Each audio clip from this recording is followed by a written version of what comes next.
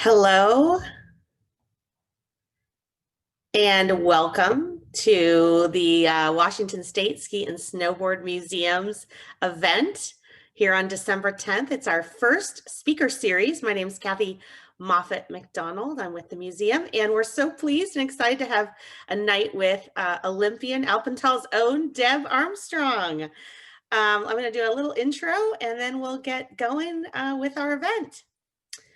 A little bit about the museum. I know we've got a lot of supporters on here, but just want to give you a little bit about the museum.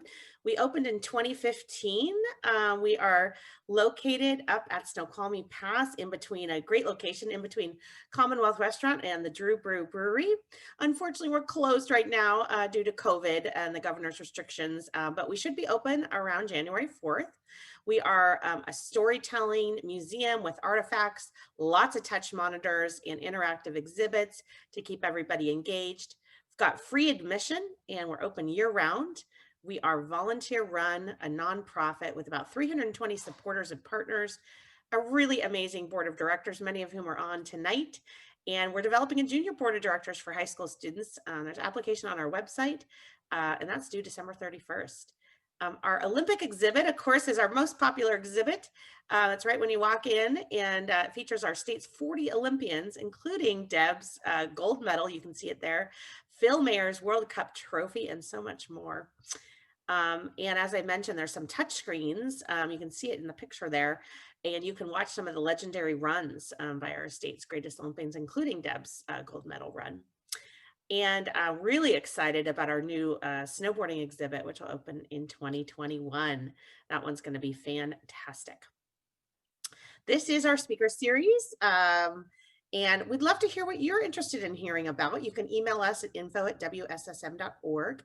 We do have some events planned for January, February, and beyond. They will be on Zoom for now and plan to transition to an in-person series when we are able. So we're looking forward to continuing this series, and thank you for spreading the word. A little bit about some of our supporters and partners. You know, we're so grateful for so many folks, including the summit, of course, K2, Outdoors for All, everybody up at the Pass, and Drew Brew. Boy, if you go to Canlis Restaurant in Seattle this winter, you'll get to dine in their yurts, and you'll see some of the photos and some really cool old skis that we helped them with their decoration for their yurt village, which was really fun. Of course, we love Sturtevants. They're always a great partner of ours, and thank you for helping to support the word about this this event. And of course, Outdoors for All, got a great exhibit on Outdoors for All up at the museum you can check out. We've got an exhibit on ski jumping, a joint exhibit with the Nordic Museum in Seattle that you'll be able to see in January. And anyway, lots of great partners out there. So thank you to all of our partners. We love our volunteers at the museum. There's a picture of Scott. He lives up at Hyack. He's our Director of Operations and our volunteer coordinator. So many great benefits to volunteering at the museum to give back, and lots of opportunities, Thursdays through Sundays. It's a flexible thing. Get to kind of do it when you want. Training available. You do get a free meal at Commonwealth, which is always delicious, and 15% at Evo. And I think now we're getting some puffy coats from OR, which is great outdoor research. And of course, we're COVID safe there. So anyway, just wanted to encourage people to get engaged with the museum. There's a little picture of some of Deb's stuff from Sarajevo. She'll talk about that. And wanted you to, we're growing our social media, so check us out on Facebook, Instagram, YouTube, and Twitter, and please volunteer and support us. Of course, this is our time of the year when we do our annual fund. So we encourage you to donate to the museum. And if you donate right now until December 31st, your dollars double, which is awesome, thanks to an anonymous donor. So, you know, gosh, you give 25 bucks, it's 50 bucks to us, which we're just be thrilled to get. You know, $250 is 500, 500 is 1,000. So you can give online securely at WSSM.org. There's a little donate button there. And we'll send you a little stylus pen in the mail with our logo on it. That's super handy. I know when I go to, you know, places with an elevator, or if I'm at Rite Aid with the little machine there, I don't like really to touch my finger, you know, COVID scared. So the stylus pen is really nice for that, to keep one of those just handy. So anyway, thank you for sharing some of your funds with us and keeping the museum free and open, and keeping it exciting for and helping programming like this to stay available.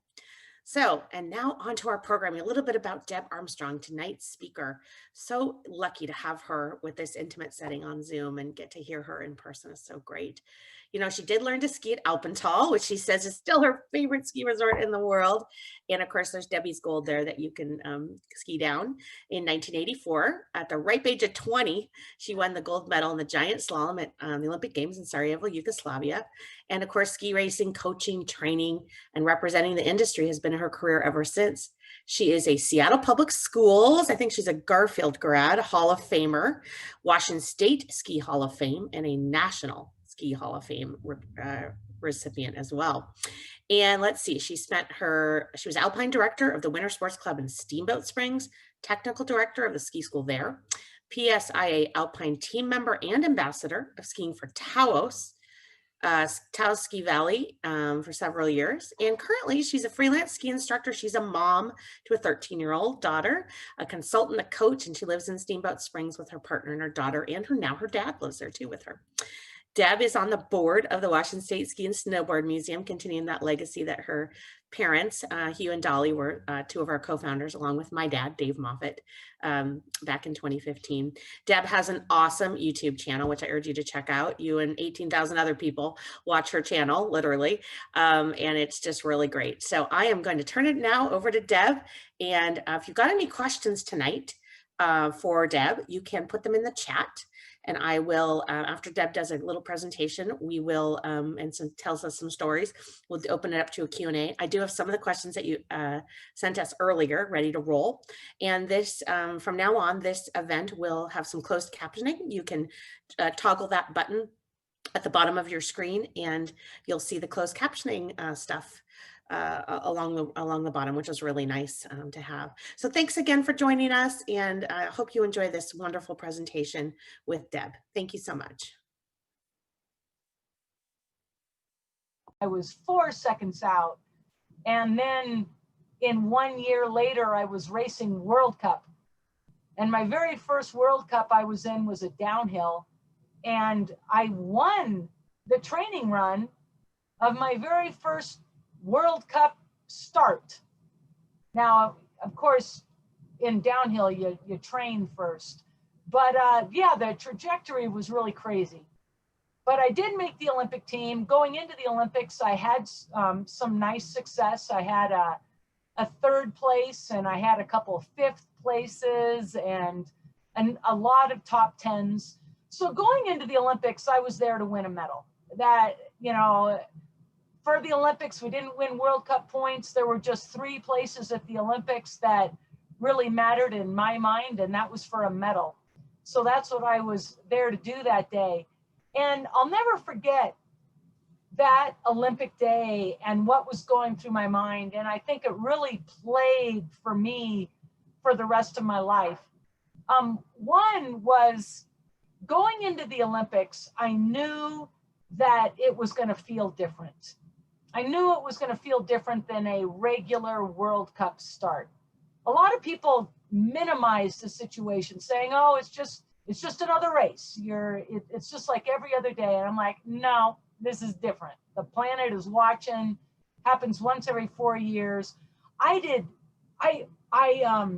wanted to be in the starting gate and experience everything that came with that moment. I was so curious.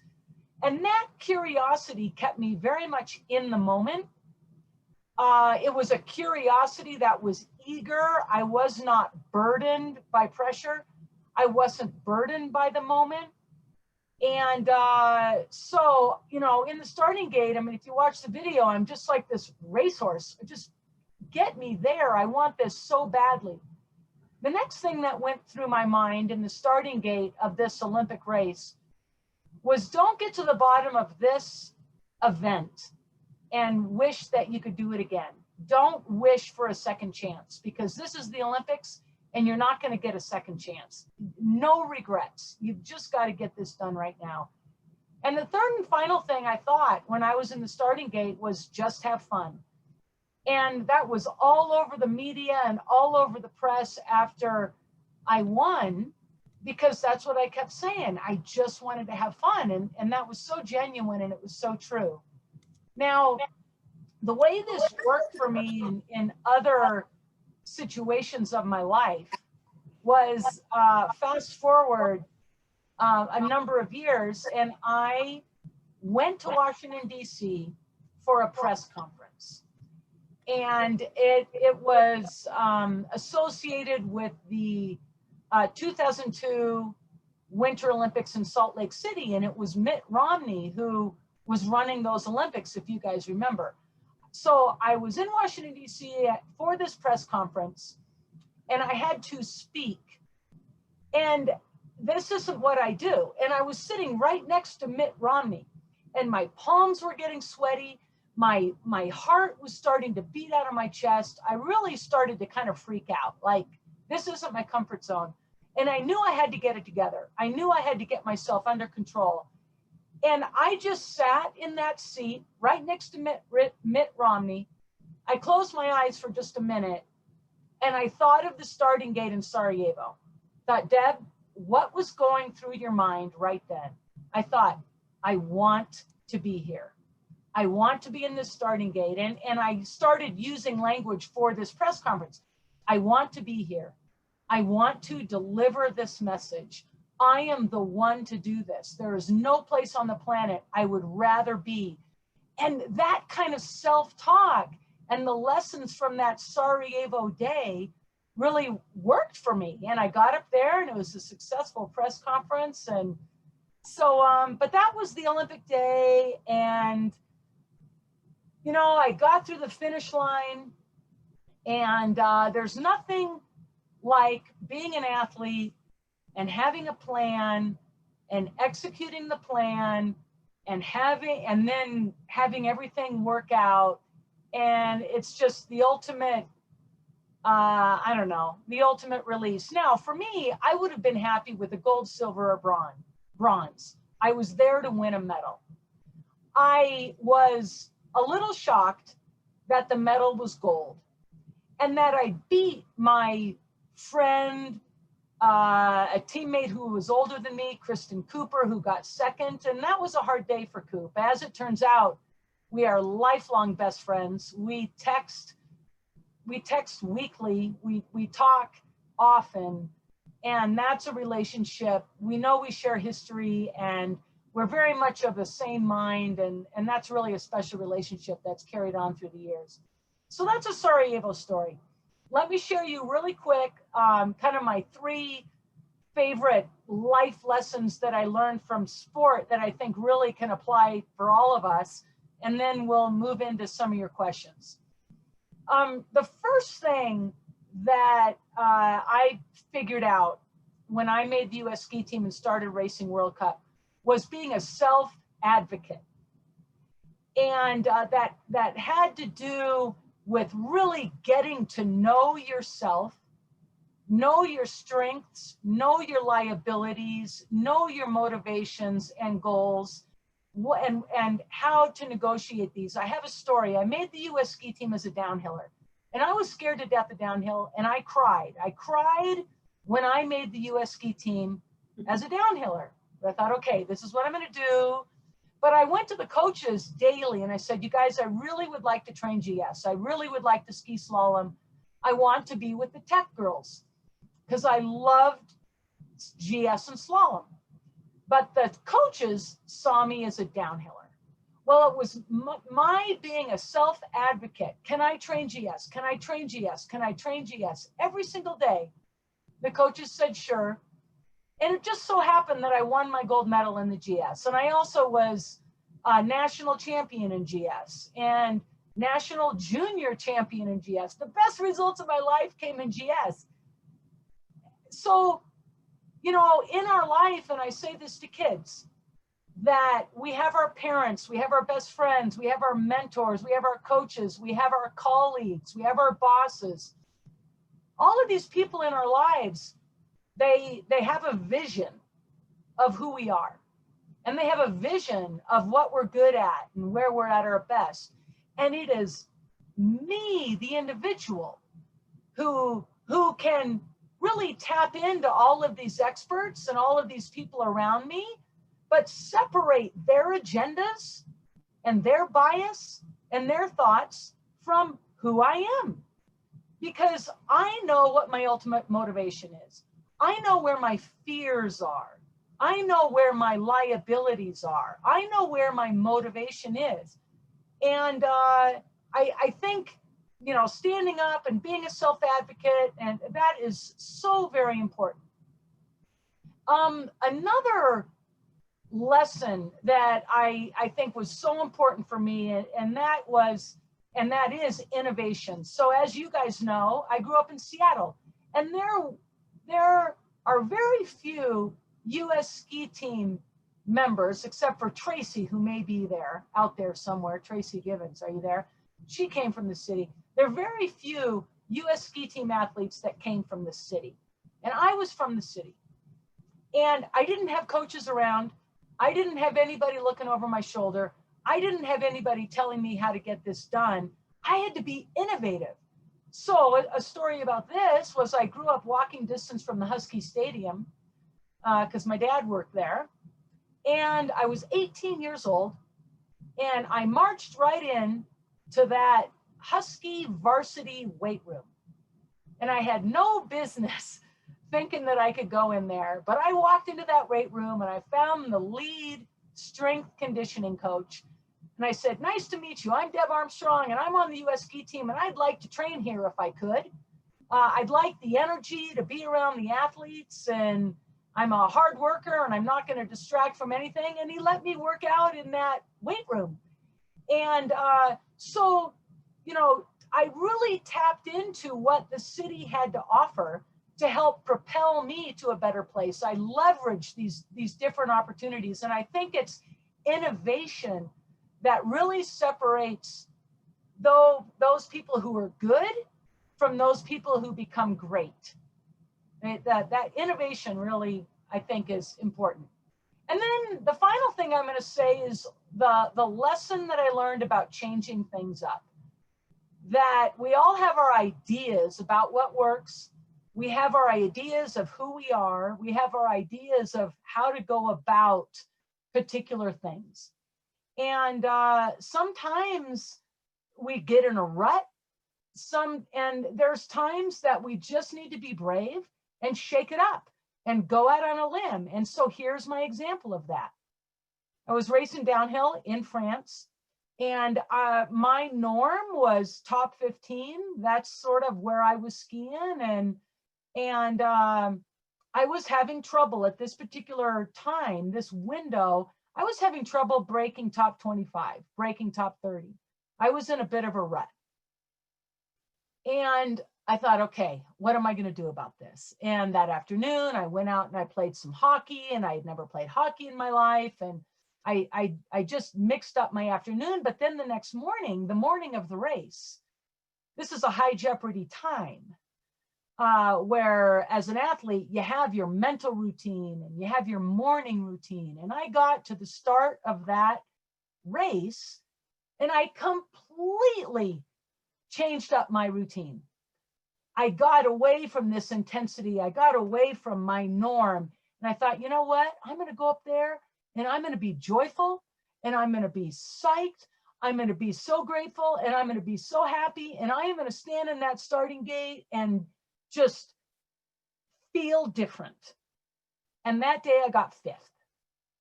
Like I completely changed up my routine.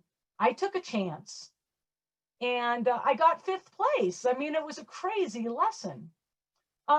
So being the self-advocate, innovation, changing things up, for me, those were really important life lessons that I learned through ski racing. And then back to my Sarajevo day, and I think we can all relate to this. The keys for me in Sarajevo, on the biggest day of my life, I wanted to be there. I wanted to be in the starting gate. I wasn't burdened by it. I was eager. I wanted the experience. And then I didn't want to have any regrets. I didn't want to get to the finish line and wish that I could do it again. No regrets. And the final thing was just have fun. So those were some of my lessons and a few stories for you guys. And Kathy, why don't we get to some questions? Okay. I love it. Thank you so much. That was fantastic. Thank you. So what, okay, I guess we'll go back to the beginning. Do you know how old you were when you first put on some skis? Oh, 3. Three. I again grew up in the city, so we grew up not far from Volunteer Park. We have home movies of my brother and I skiing in Volunteer Park, and Oh, you then do? in the Oh, that's Montlake fun. neighborhood, the Greek Orthodox Church, they had these steep hills, Yeah, and my yeah. brother and I were skiing And those little hills in the and snow. was your actual first ski time at Alpental? No, there is a picture of me, I guess, when my parents hadn't moved up to the Seattle area yet. And maybe we were at Heavenly and I was maybe 1.5. And I was Oh, not okay. skiing, but I was on skis between dad's legs, just standing there. Okay, okay. Well, we had to get down to the But beginning. I mean, People want to know, three, when did she three, I, start? we say I started skiing when I was 3. Okay, okay, okay, okay. And what about racing? When did you start racing? Well, mom and dad got me involved in racing when I was 10. But then you had a And couple they got me years. involved at Mighty Mites at Alpental. And that was strictly for social reasons, to just to get me around some kids, to have a little guidance and structure. And that's when I got into it. And I wasn't very good. I didn't know anything. I might have been 9. Um, but then, of course, when I was 11 and 12, there were 2 seasons I didn't ski at all because we lived in Malaysia. So Yeah, amazing. um, Pivotal years, and then really. there was a drought year. But yeah, I started racing, 9 or 10. Yeah. Do you have a favorite run at Alpental? People want to know. I know Oh Alpental is gosh, one of your favorite places. I've raced GS down Debbie's Gold, and I would say that's my favorite GS hill. I love, love, love that hill. Nice. And then I think that I'd just say Upper International, far, far, far skiers right as you drop in. It's real steep. I like that right down in there. And then when you get halfway down Upper International, taking a right into Adrenaline. So I like Okay. that. I know you like a challenge. I Yeah. know you like a challenging ski day too, right? Tell people a little bit about why you like a challenging ski day. Oh, you know what? I'm a skier. I come from Alpental. Alpental's a skier's mountain. I like to think. I don't like to be brain dead. I'm not one of those athletes who could ever listen to music and train. Some people need the distraction. I couldn't do that. I needed to feel my heart rate. I needed to hear my breath. I needed that tempo of my rhythm and my breath. And same with skiing. I never wanted to be distracted. I wanted to just be very much with my sensations and the experience. So I like it. I like doing activities that merge my brain with my body. Uh-huh. And where you really have to be all in. For me, that's very zen, it's very meditative. And that's how skiing is for me. And that's why I like a challenge. Yeah. Do you think you've gotten that? There's a question a little bit about your influence of your family. Do you think that comes from one of your parents, perhaps your mom, your dad? As many of you know, my mom passed away a couple of years ago now. And when she was ill, we had a lot of nice conversations. And there was one time, she kind of acknowledged my life, how sort of crazy and out there and extreme and amazing my life was, and the trajectory that I was on, and being on the U.S. ski team and traveling the world, and she looked at me and she said, "Deb, your dad and I, we just don't know where that came from." She said, "Deb, you amazed me as a kid. I don't know where you came from, where your motivation came from." And so, mom and dad did not push at all. They really just got out of the way. I think I was a little bit of a force, and I don't really know why or how.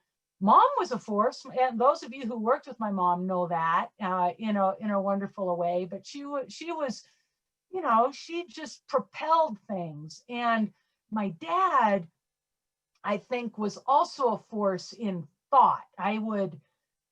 When I was 18 and 19 and 20, and I'd come home from Europe, and I'd want to go have lunch with Dad, and we would be talking, and all of a sudden I'd find myself taking notes. I would just listen to my dad talk, and I'd take notes. I just wanted to remember what he just said. And so I think he was a force of wisdom and mentality and approach. And I knew it, and I wanted to write down his ideas. And I don't know where that all came from, but I was always driven. You know, for example, I was a multi-sport athlete, and I remember having a soccer practice, and I played goalie. And there was a practice where I felt really disappointed in myself. I felt like I let myself down. Sure. And I was a captain of the soccer team, and I felt I let my teammates down because I didn't perform at practice up to par. And I remember crying. Like, okay, that's a little intense, but that was who I was. Well, you know, this feeds nicely. Your dad wrote an article in 1986, which we actually put on the website, the museum website this week, and it got a lot of attention, Parenting the Elite Athlete. And tell me a little bit about that article. Somebody wrote in a question that they remember from that article that you chanted when you were in the starting gate, have fun, have fun, have fun. Well, yeah, that was one of the three things that came out of that Sarajevo day. Yeah. Was just have fun. And yeah, amazing. You know, I want to say one thing before I forget, and then kind of get back to Dad's article. But, you know, people talk a lot about hard work. You know, if you want to be good at something, got to work hard, and, you know, hard. And I'm like, there is something backwards and maybe not quite right about that. You got to love. You got to just love, because when you love something, then it doesn't feel like work.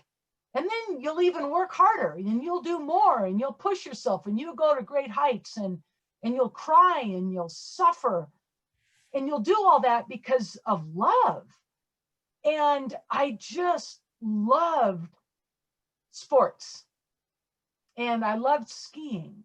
And so Mom was like, where does this hard work come from? Why do you drive and do all of this? And well, that's just what I wanted to do. So, I mean, you think about it, like, who wants to go out and work hard? Like, if you don't like it, you work hard. I mean, that's just not going to work. You're going to look at your clock and be done soon. So back to the article, have fun. Yeah, I mean, I wanted to have fun. And, you know, I think you find joy in the challenge. You find a love and a joy to figure things out.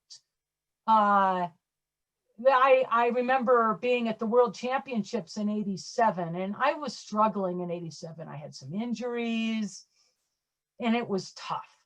Yeah. And that's after the Olympics, right? I mean, what's that? So that's after the Olympics? That was after the Olympics, and results weren't coming easy. And I was crying, and I was crying with my coach.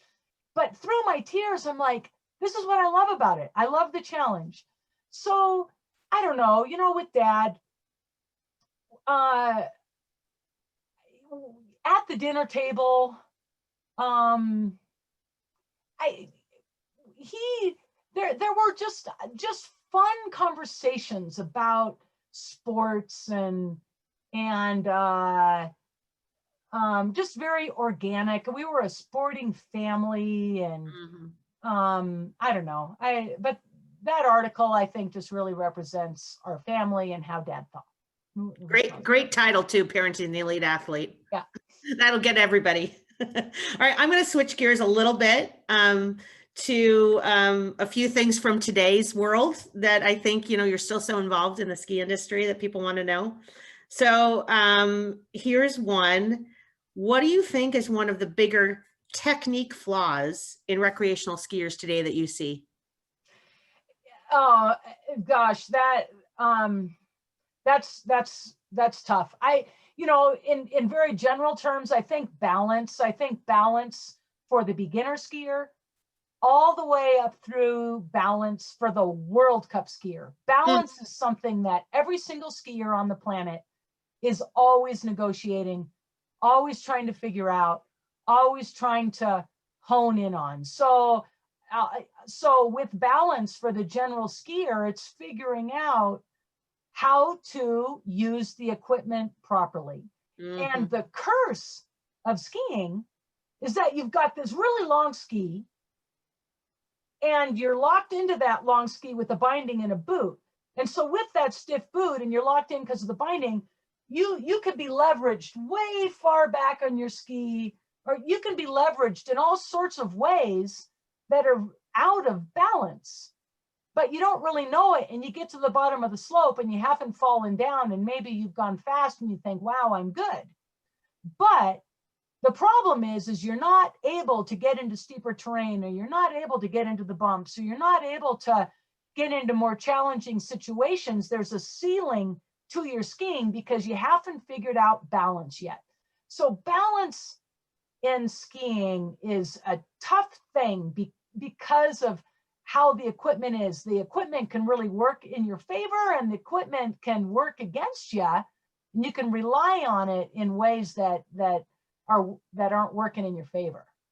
Okay, I'm going to remember that on my next run, Deb. I'm going to think balance, center of my skis, right? Okay, I love that one too. I think we've got a few ski instructors, ski coaches maybe in the audience. What have you learned about sort of ski school organization, ski coaching over the years? Some tips you might want to, or stories you might want to share? Um, I think the one thing that I really live by, and I think American ski instruction has kind of led the world in this, and it has to do with sort of silly customer service, whatever, but it's the individual. And in my mind, it's meeting the individual where they are at. It's not about me. It's about partnering. I think that's something that ski schools are doing better now, partnering with the client, partnering with the individual, learning who they are, and teaching skiing, coaching skiing, trying to transfer knowledge, or trying to facilitate learning. Mm-hmm. Is the hardest thing I've ever done in my life. And I think I'm pretty good at it. And I work hard at it. And it humbles me. And I go to bed at night thinking about people on the hill and how can I reach them better. I take it personally if somebody on the hill, if they don't have a light bulb go off. I have not connected with that individual. I have not communicated well enough, or I've not met them where they're at and how they learn. And that's my challenge. And it's easy for the coach or for the instructor to maybe get a little frustrated with the athlete or the student for not getting it. And it's like, no, that frustration goes into me. Like I try to make them as comfortable as can be. And it's my job. And I am just beating myself up trying to figure it out. And I love that. Again, I love trying to be creative and come up with new ways. And so with ski schools and all, I mean, I think maybe we're getting better at that. You are doing. I don't know what comes to my mind with ski instruction and with coaching is that as the coach and as the instructor, we need to be humble. We need to be humble. I mean, like, who am I to think that I have more to offer than the mountain? because the mountain can teach so much. So it's my job to create the situation up on the mountain for the individual to learn, maybe without any words of mine at all, or to come up with the right exercise. And so I try to stay humble, and I think that is something that maybe would be good to have a little more of out there. I think we all could probably be a little more humble in our lives, huh? So do you teach individual privates and things now? Are you doing that? I do. I Got some try camps? to, because I've got my YouTube channel, Yeah. and I take it upon myself to make sure I'm given beginner lessons every year, because I always have my theories. And I like to experiment, and I'm always learning. And how in the world can I learn if I'm not with beginners? And every year I want to be with intermediates, and I want to be with experts, and I want to clinic with instructors. I mean, I need to be at every level to make sure that my belief system and kind of where I'm at is being tested.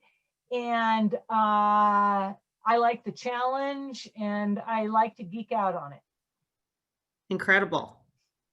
Boy, that lucky beginner who gets you. But it's and I'm out there with so many people who don't have a clue. They have absolutely no clue who I am, and that's good. That's and then fun there's for you. others who do, but I like to be the example. I mean, if I'm going out there, I like to be the example with all the instructors. I mean, I'm always a student of it, and I really do love it. So this brings us to another question. This is a pretty big question. It's a great question. How do community ski areas survive with the industry giants like Epic and Icon taking dollars away from? There aren't very many mom and pop operations left, but if you have the answer to this, Deb, I'd love to hear it. I don't. I don't have the answer. I mean, we see it with the Walmarts, we see it with Amazon's chipping away at the local bookstores, and I just say buy books from the local bookstores and support those. Support our local ski shops, right? Because when we lose those, what? We got to support our local ski shops. Yeah, I really think so. I mean, I work for one of those big mega companies, and I work there, but then I also do a lot at the mom and pop and the whole deal. And I don't know. I think we all just need to support the local as much as we can. Absolutely. Okay, I'm going to take it back to Alpental. So this is a great question too. Given the lower elevation of Alpental, well, it's not lower compared to the summit, but anyway, rain and ice, this person says, did you find it challenging to train for events held in the upper elevations with better hill and snow conditions? So it's kind of the reverse question of people who only ski in Colorado, right? You know they only had the good stuff, and then they had to race out wherever, and they had to deal with the crud, and you were used to the crud, which is an advantage. So my very first US ski team camp I ever went to was in Solden, Austria, and it was in October or September. And we were up on the hill, and it was pouring down rain. I loved skiing in the rain because I knew how good the snow was. It was buttery, it was creamy. I loved rained on snow. And so here it was in Solden, it was pouring down rain, and all of my teammates, Cindy Nelson, Kristen Cooper, Tamara McKinney, everybody was in the lodge. And I was out there skiing, and because it was the best snow. And I came in, and everybody was inside. And again, I had been at this camp for 2 days. People still didn't know who I was. And all my instinct was telling me, just Deb, don't say a word. Just don't talk. And I was out with another 18-year-old who came from Squaw Valley. I think she was out there skiing with me, her first camp. At the team meeting that night, she raised her voice and said, "How come everybody was inside? It was really good skiing out there." And she was the brown noser, and everybody got all upset with her. And I stayed quiet, and I made the team. That was my kind of funny story. So I, I like challenging conditions. And when I got to Colorado type conditions that were so perfect, I found it boring. When I went to Sun Valley for the very first time, I was 17 years old. And my dad and I took about 2 runs, and we liked it. It was good. But by our 3rd run, we were out in the trees looking for crud because it was interesting. Oh, you are amazing. Okay, let's see what else we got here. Okay, here's a great one from Jen and Jade. Alpental versus Taos. Go. Yeah, I think Taos is a big Alpental, but in the sun. How about that?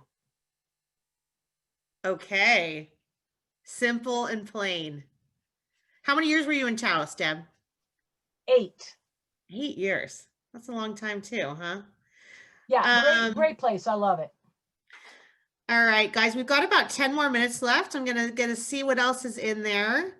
And we're gonna go for a few more questions.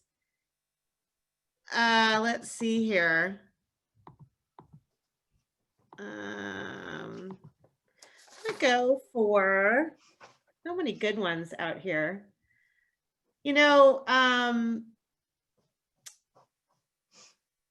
Tell us a little bit about, skiing is an individual sport, but I think you've said before that, Kristen Coop, as you call her, is one of your, lifelong best friends.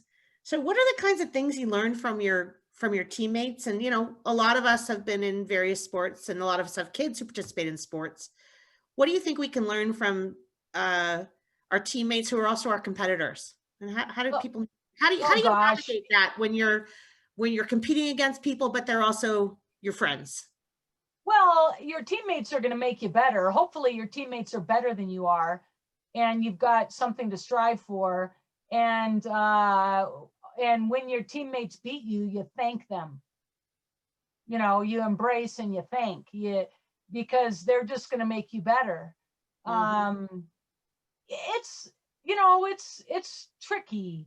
Competition is loaded and competition is tricky, and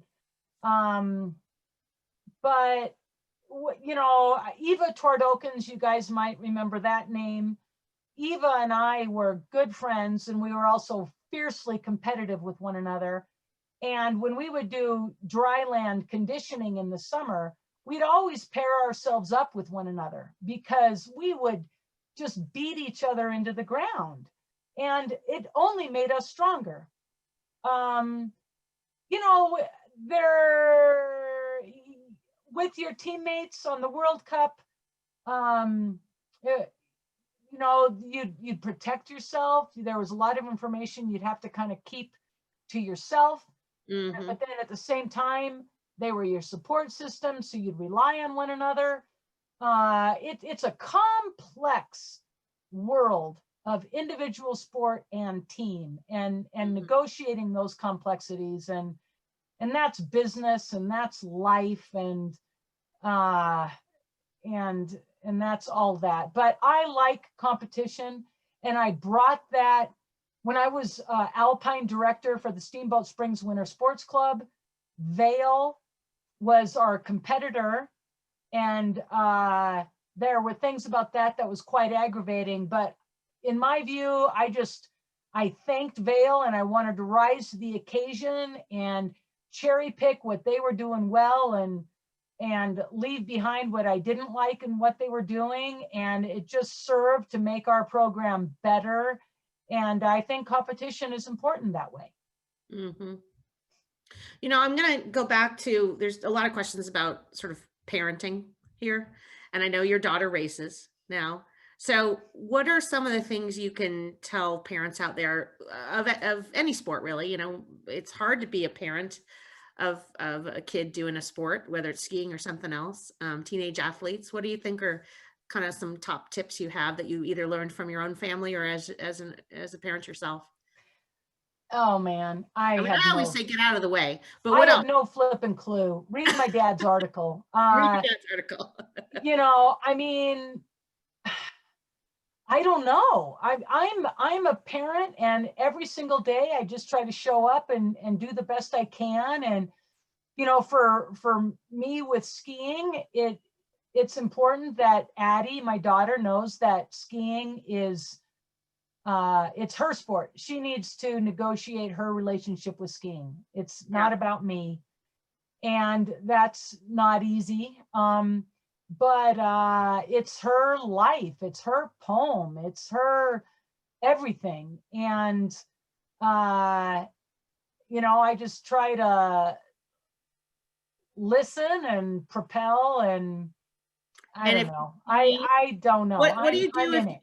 if you see a race of hers and you're like, "Oh, she needs to be doing that." Yeah. Do you tell her or She do you has not? 5 coaches and they're not me. Uh-huh. Now, Okay. I like what her coaches are doing? Um, you know, Sometimes. I mean, I'm an expert. I know my stuff, Yeah. and I'm not coaching my daughter. Yeah, And yeah. That would be a I tough mean, I'm just not. And one. but I'm so proud of her figuring out skiing, Yeah. and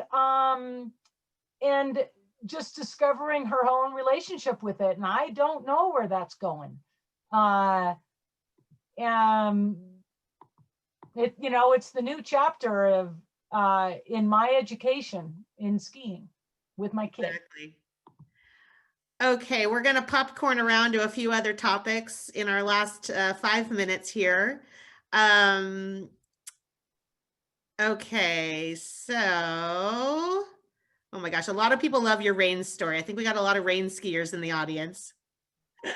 I remember rain it's hard when your kids are not wanting to ski in the rain, but we gotta do it.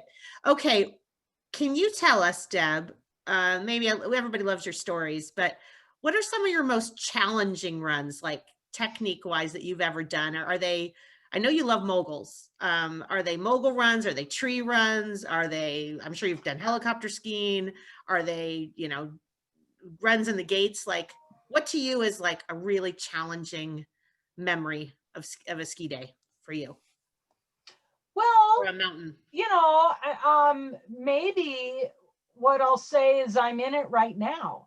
So I'm just turned 57, and I'm not as strong as I used to be.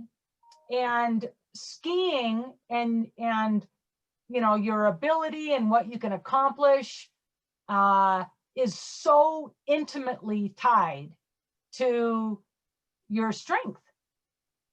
And I knew when I quit ski racing that I was not going to be as strong, that I wasn't going to be that level of elite skier. And my skiing has changed because I don't have the strength that I used to have. So I'm using more rotary as opposed to high edge angle pressure. And I can do the high edge angle pressure thing, but I know where I can do it and I know where I cannot do it. And I can't do it on a steep pitch that's real firm.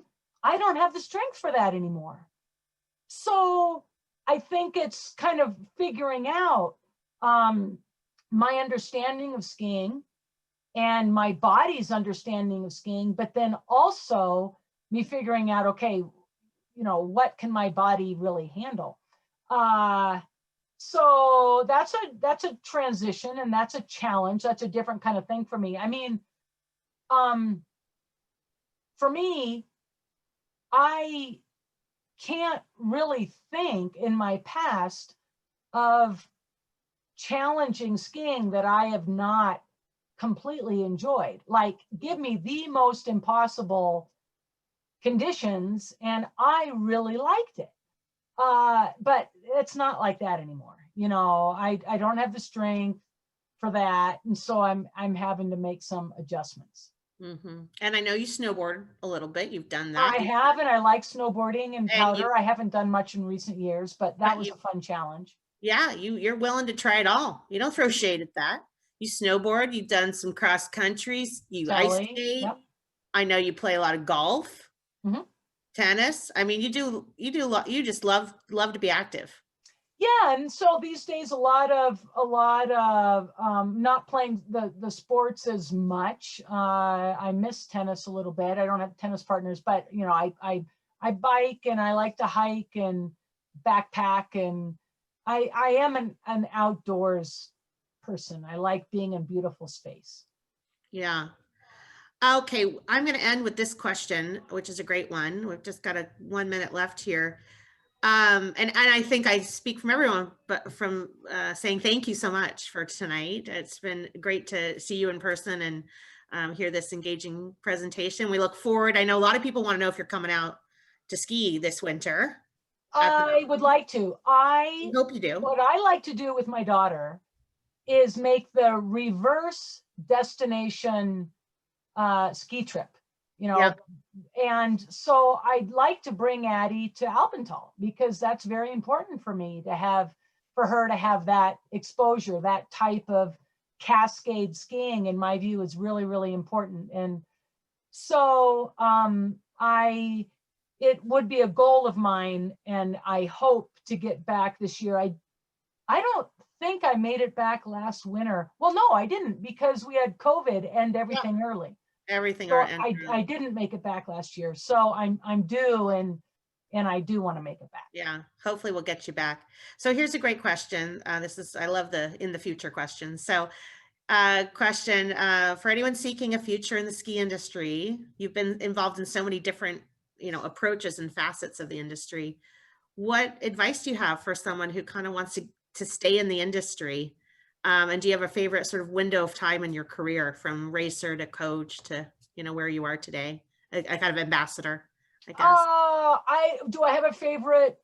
No. Yeah, well, what advice do you have really for people? Yeah, who sort of be in the industry? I'd say if somebody is asking that question, and if they are interested and if they are curious, I'd say absolutely go big. It is a great profession. You're in the mountains, you can be athletic and move, and mentorship and teach. I mean, all of that. But the thing is you've got to be a professional. You got to lay the bricks, like in any profession. You got to be a student of it, and you need your certifications and credentials. And just every year, the way I went about it was every year I tried to lay another brick of education and expertise and professionalism to make sure that I brought to the table more than the other person. And then at the end of the day, I've been able to have a career in the ski industry, and no regrets. It's the best ever. That is a great note to end on. And, someone just posted in the chat that they think your messages go way beyond the ski industry, powerful for young women and girls in particular. And we really, really appreciate that. Wish I could give you a big hug and a thank you. I see some people waving. We'll all do that. If you want to undo your camera and say thanks to Deb, please join us for our next speaker series. It's kind of fun being the host, I got to say. I got to see everybody here leads. Yeah, I know. We'll have our next, hi Stevie, we'll have our next speaker series in January, and we'll be announcing that shortly, and you many more of these. So thanks everyone for spending your hour with us, and we'll end our program with that. And Deb, you're awesome. Appreciate it. Thank you. Thanks everybody. So cool. Thank you, This was Deb. amazing. I Thank you. enjoyed it. Awesome. Thanks, Deb. Alrighty. Awesome. Okay. Bye. Find your way into the museum, everybody. Thank you for hosting this, and support the museum. Thank you. Get up there and check it out for me. Yes, we will. So great, Deb. Thank you. And I'm Hope to skiing with see you- Butch tomorrow, by the way. Please say hi. I will. I will. Yeah. Hey, we've had a few requests for how do I get a lesson with you, Deb? Is there a way to book? Oh, That was me. well, of course, I'm here in Steamboat, but No, is there a way to book? I'm serious. How do you book it? Don't you want to come to Kelowna, British Columbia and teach people here how to speak? It's a beautiful place. I I would think love we'd it. all love to cross the border. I know. Yeah. Can't get across. Really? Exactly. I'll sponsor you. Please. Help. Not Sign happening. me up. Yeah, and we often have we have a little auction for the museum, which we will be doing in the spring this year. Sometimes we've done it in the fall, and sometimes we've convinced Deb to do a day skiing with Deb. So maybe we'll get her to do that again. And Yep. auction that off. So that's a fun one to do. I'm trying to get this. Right. We've also had Phil Mayer he's done another day ski with Phil. That's kind of fun. No. Yeah. Here, right here, I typed it in, but I can't get it. All right, guys, I'm going to end the session. Everybody have Bye, a good Deb. night. Take care, everybody. Thank you. Bye-bye. Take Thank care. you. Thank you. Oh, Great Great. seeing everybody. your mask on. Yeah, help us all rock. Yes. Yeah. Math. Take care, everyone. Bye-bye. Hi, Bye. Dave. Bye-bye. Hi, Janet.